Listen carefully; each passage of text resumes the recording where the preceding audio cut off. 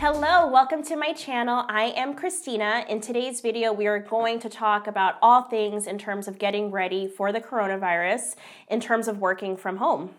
So sometimes, and this is something that can apply to people who are currently working from home, these are some of the tips that I have. I currently work from home about 50% of the time. However, with the coronavirus, it will now be pretty much 100% of the time until further notice. So in this video, I will talk to you in terms of setting up your space for success, but also managing your time effectively. So the first thing that you want to do is designate a workspace. This is something that is so important for your own focus and your own drive throughout the day. So if you have a designated area where it's quiet, where there are limited distractions, that's something that's definitely going to help you. It's going to set your space and your mindset right. So the reason why I like a quiet space is just because, you're going to be on the phone, whether it is conference calls or meetings or even like video conferencing. So you want to make sure it's definitely quiet. You'll be surprised how much sound your phone or your computer can pick up. So definitely be mindful of that.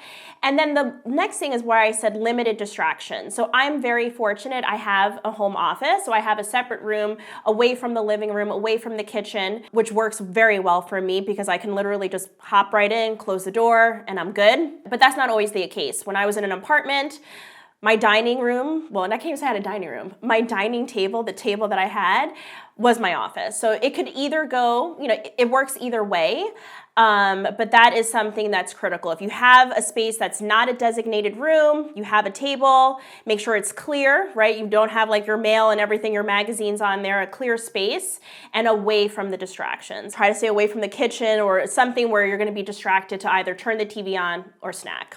The next thing is like having the right tools, right? So you want to make sure that if you need a monitor, that's something that you have. If you're working on spreadsheets, that's something that's very helpful as opposed to trying to see it all on a small screen. The other thing is like a printer, a scanner, or even a printer that has scanning abilities. That's also important. That's something that you don't really think about, but when you're scanning documents, it's important to have that. And then the last one is fast internet, right? That is something if you're logging on to a VPN or some of the internal software that you guys use in your company, it may require higher internet, like a faster speed. So that's something that just to be mindful of. The next thing you want to make sure that you have is a set schedule or routine. This is something that I think people that don't work from home, they're like, oh my God, it's so nice. You get to just like run your own schedule.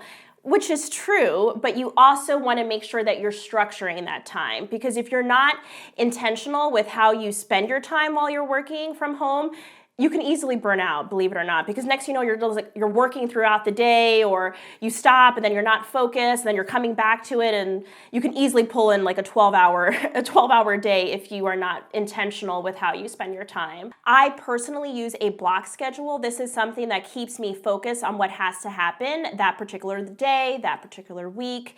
So I designate my time in terms of time spent with my clients, time spent on projects, time spent with my team, and any other admin stuff that I have to take care of. So that is something that I'm actually going to do a separate video on that altogether, just to walk you through how I created my block schedule and why a block schedule works for me. It just gives me a sense of prioritization in terms of how I spend my time, but also gives me the flexibility. So if something comes up during the day, I know where I'm at in terms of what has to happen next. Okay, so along with that block schedule, you want to make sure that you have a very action-focused agenda, something that is focused on the actual task that has to happen for that project.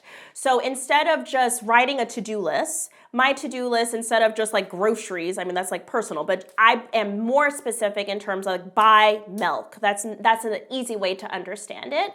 But in terms of like at work, it would be request paperwork from legal. Like that would be something that I would actually set a time for on my schedule, as opposed to just putting admin or catch up on emails or so forth. I have everything focused to an actual project that I'm breaking up into tasks. So I can definitely walk you through that, what that looks like. I typically do that on Fridays.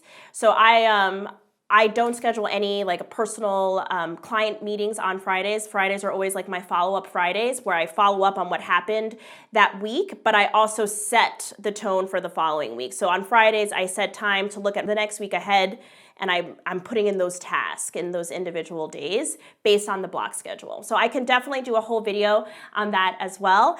But moving along, the next thing that's really important is communication, right? So this is something that when we're working from home, like you're in isolation, so to speak, you want to make sure that you keep the dialogue alive. And that is the dialogue with your clients. So definitely, I mean, in today's day and age with our computers, we can easily schedule, whether it's a Skype meeting. My company, we use Microsoft Teams, which I love. It is so easy to use, and my clients can easily log into it as well. So, or video conferencing as well. So this is, you want to make sure that you're still, even though you can't meet in person because of the coronavirus, a lot of my clients are not accepting visitors at this time. I can connect with them on the computer or over the phone. The other thing is your team, right? So you want to make sure outside of staying in touch with your clients, but that you're also keeping the engagement with your coworkers. And this is something in terms of sharing what's working for you, sharing what different projects you have. It's just little ways that you can really feel engaged and like you're still a part of something, because it is a transition when you go from an office setting where you have a full team and you're sharing, what you guys did that weekend. You can still have those conversations. It's just online. And I know like the video function could be a little awkward initially because you don't know where to look. And if that's strange, you don't have to use the video. You can turn the camera off. So then the last thing I have is look good, feel good. I think when people are working from home, or at least the mindset is like you're gonna be in your PJs all day, you're not even gonna brush your hair, and you're just gonna be this work person.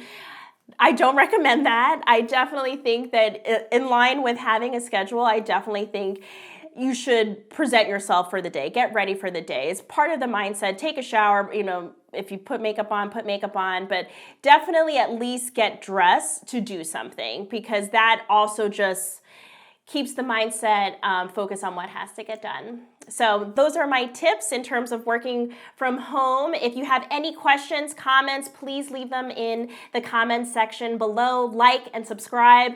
As I said, I will have more videos along this in terms of managing your time over the next few weeks. So be in touch for the block schedule as well as the action-oriented agenda. Thank you so much.